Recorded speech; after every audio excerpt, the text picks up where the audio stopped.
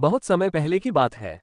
हिमालय की तलहटी में बसा एक छोटा सा गांव था। उस गांव में एक बालक रहता था, नाम था आर्यन। वह बहुत जिज्ञासु था, लेकिन पढ़ाई में कमजोर। अक्षर उसे उलझे हुए लगते, किताब खोलते ही उसका मन डर से भर जाता।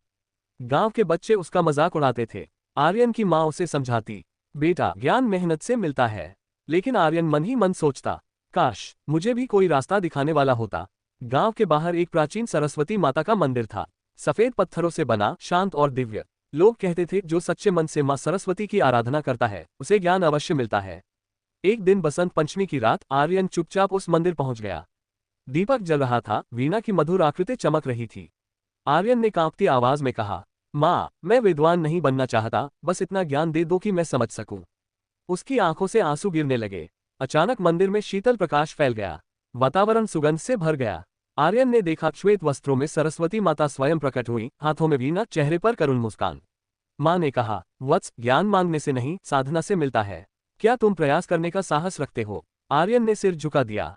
हाँ माँ, पूरी निष्ठा से। माता ने वीणा का एक मधुर स्वर छेड़ा। उस स्वर के साथ आर्यन के मन का भय धीरे धीरे मिटने लगा। माँ बोली, हर दिन सीखने का एक छोटा कदम उठाना, यही सच्ची पूजा है। इतना कहकर माता अंतर्ध्यान हो गई। अगली सुबह आर्यन बदला बदला था। उसने किताब खोली, अब अक्षर डरावने नहीं लग रहे थे। वह रोज मन लगाकर पढ़ने लगा। दिन बीते, महीने बीते।